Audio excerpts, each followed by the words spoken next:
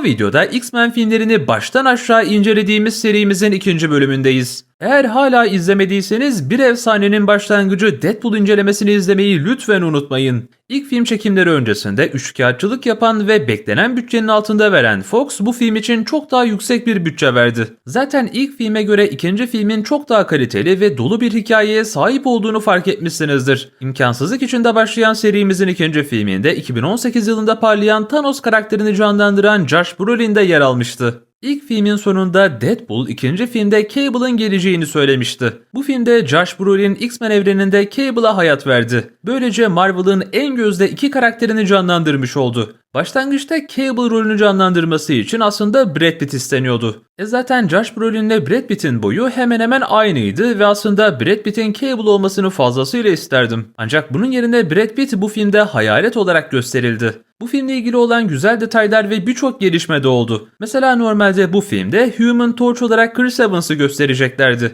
Ancak kendisi o gün sete gelemediği için Hayalet isimli başka bir karaktere uydurmak zorunda kalmışlardı. Yani normalde Fox'un Fantastic Dörtlü ve X-Men serisi aslında Deadpool'un ikinci filminde birleşmiş olacaktı. Elbette bu video içerisinde Deadpool'un ikinci filminin MCU için öneminden ve üçüncü filme hazırladığı zeminden bahsedeceğim. Merak etmeyin dostlar, bütün hikayeyi anlatmam çok da uzun sürmeyecek. Bunu seri halinde oynatma listesine eklemek istediğim için hazırlıyorum. Hazırsanız Deadpool'un ikinci filmiyle ilgili olan tüm detaylardan bahsedeceğim. Ancak hemen öncesinde eğer kanalda yeniyseniz ve içerikleri kaçırmak istemiyorsanız abone olmayı ve bildirimleri açmayı unutmayın.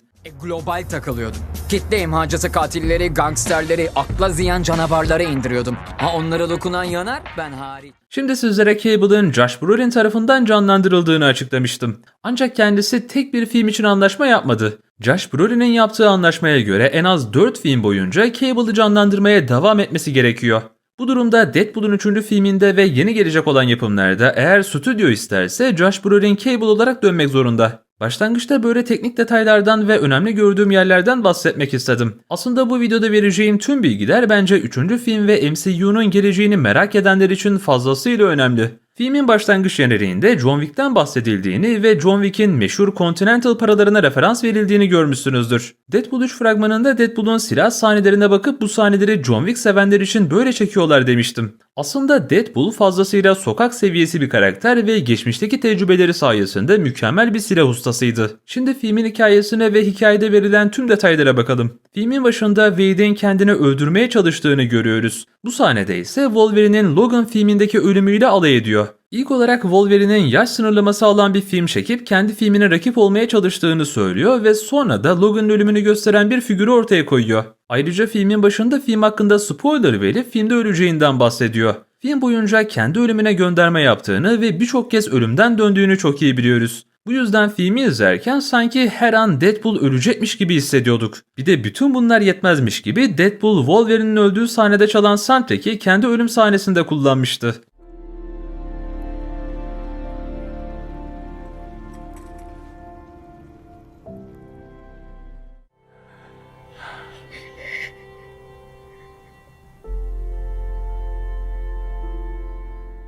Peki Deadpool'un aslında bu filmdeki amacı neydi? Wade Wilson bu filmde gerçekten de öldü. Ancak Cable elindeki zaman makinesi sayesinde Wade Wilson'ın ölümünü engellemeyi başardı. Aslında Deadpool 2018 yılında vizyona giren ikinci filminde Logan filminde Wolverine ölmüş olsa da zamanda değişiklik yapılarak kurtulabileceğini gösterdi. Biliyorsunuz ki Ryan Reynolds en başından beri Wolverine'in öldüğü sahneye sinirliydi. Çünkü Deadpool serisi tam sürat devam ederken en iyi iki dostu asla birleştiremeyecek şekilde sonlandırmak tam bir hayal kırıklığıydı. Buradan yapmamız gereken çıkarımsa şu: eğer bazı filmleri iyi okuyabilirseniz verilmek istenen mesajları anlarsınız. Aslında 2018 yılından beri Wolverine'in geri döneceği kesindi.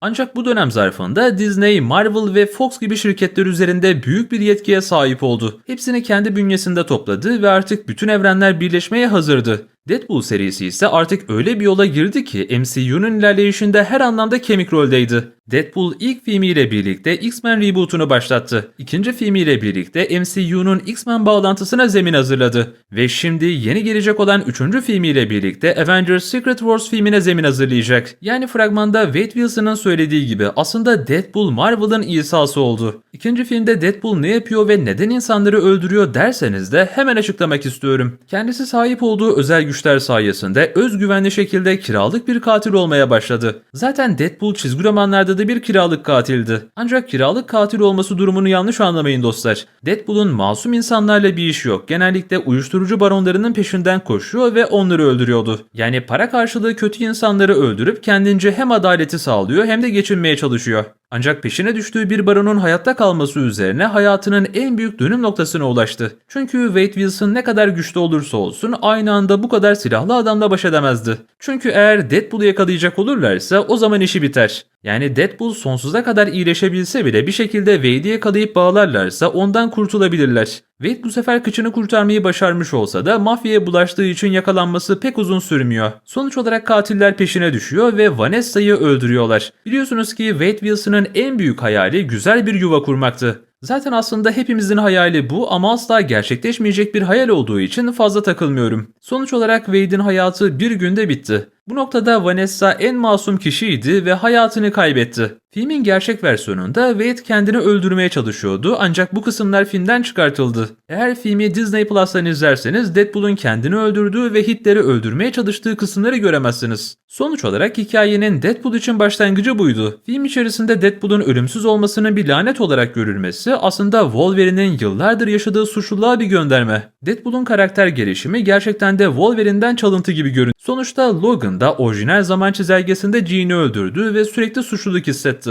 Her ne kadar ölmek istese de bunu asla başaramadı. Sıradan insanlar gibi yaşlanmak ve ölmek isterken başına gelmeyen kalmamıştı. Wade Wilson intihar girişimlerinin ardından elbette hayatta kalıyor ve kendisi Colossus tarafından Xavier malikanesine götürülüyor. Zaten filmin en çok detaya sahip olan sahneleri aslında burada oldu. İlk olarak Wade ayağa kalktığında Negasonic Teenage Warhead'in kız arkadaşı olan Yukio ile tanıştı. Peki X-Men sinematik evreninde Yukio kimdi? X-Men'in orijinal zaman çizelgesinde The Wolverine filminde karşımıza çıkan şu karakterdi. Yukio revize edilmiş olan zaman çizgisinde X-Men'e katıldı. Hatırlarsanız kendisinin The Wolverine filminde de özel güçleri vardı ve istediği kişilerin ölümünü görebiliyordu. Böylece Deadpool Wolverine'in en iyi arkadaşlarından birini de çalmış oldu. Sahnenin devamında ise Deadpool'un Xavier School'da gezdiğini görüyoruz. Bu sahnede X-Men'in genç üyeleri karşımıza çıkıyor. Biliyorsunuz ki stüdyo ilk filmde yeterli bütçeyi vermediği için beklenen X-Men karakterlerini gösterememişlerdi. Ancak X-Men Dark Phoenix filminin çekimleriyle Deadpool 2'nin çekimleri kesiştiği için bu sahne filmde Easter egg olarak gösterilmiş oldu. X-Men'e yeni bir görev çıktığı sırada Essex'e bağlantılı bir yetimhanede olay çıktığını öğreniyoruz. Daha önce hazırlamış olduğum Deadpool videosunda da bahsettiğim gibi X-Men'in revize edilmiş zaman çizgisinde Essex şirketi ortaya çıkmıştı. Essex Corp dediğimiz şirket mutantların güçlerini sıradan insanlara vermeyi amaçlayan ve onlardan süper güçlü askerler oluşturmak isteyen bir şirketti. Ayrıca X-Men'in en büyük düşmanı olan Mr. Sinister'a zemin hazırlıyorlardı. Mr. Sinister'ın gerçek adı ise Nathaniel Essex olarak biliniyor. Logan filminde de bu Essex Corp olayına değinmişlerdi. Hatta X-Men 97'nin yeniden başlayacak olan dizisinde Mr. Sinister baş düşman olacak. Buradan sonra biraz hızlanalım çünkü videoyu çok da uzatmak istemiyorum dostlar. Cable gelecekten gelen bir karakter ve Apocalypse'in hakim olduğu bir gelecekten geliyordu. Film içerisinde kendisi bir nevi Terminator göndermesidir. Gelecekte kendi ailesi için tehdit olan Russell'ı öldürmeye çalışıyor. Çünkü Cable'ın sahip olduğu güçleri bile Russell'ın gelecekteki formuyla boy ölçüşemiyordu. Elbette Russell sizlere bir çocuk gibi gelmiş olabilir ama bu zaman çizelgesinde Cable henüz dünyaya gelmedi bile. Cable'ın anne ve babası Jean Grey ile Scott Summers'tı, yani en azından onlardan birinin klonuydu. Cable'ı yaratan asıl kişi ise sizlere daha önce de bahsettiğim Nathaniel Essex yani Mr. Sinister'dı. Bu noktada Mr. Sinister'ın amaçladığı asıl şey ise en güçlü mutantı yaratmaktı.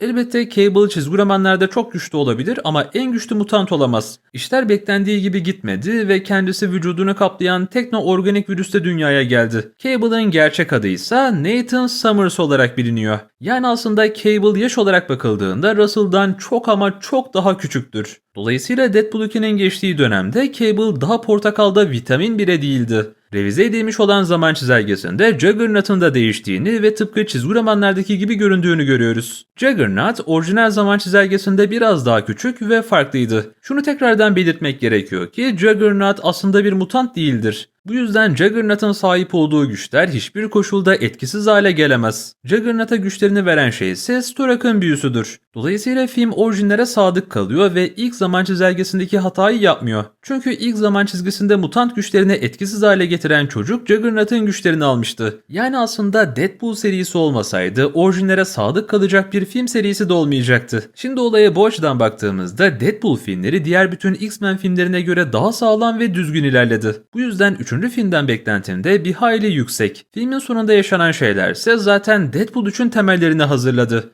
Wade Wilson Cable'dan aldığı zaman makinesini tam potansiyelinde kullanmak için Negasonic Teenage Warhead'den yardım istedi. Bu sayede Wade Wilson kendi istediği şekilde bütün geçmiş hatalarını düzeltti. Bizim gördüklerimiz dışında ekibinin ölen ve hiç sevmediğini söylediği üyelerini bile kurtarmış. Normalde Wade Wilson Yıldız Yaran karakterini hiç sevmediğini söylemişti.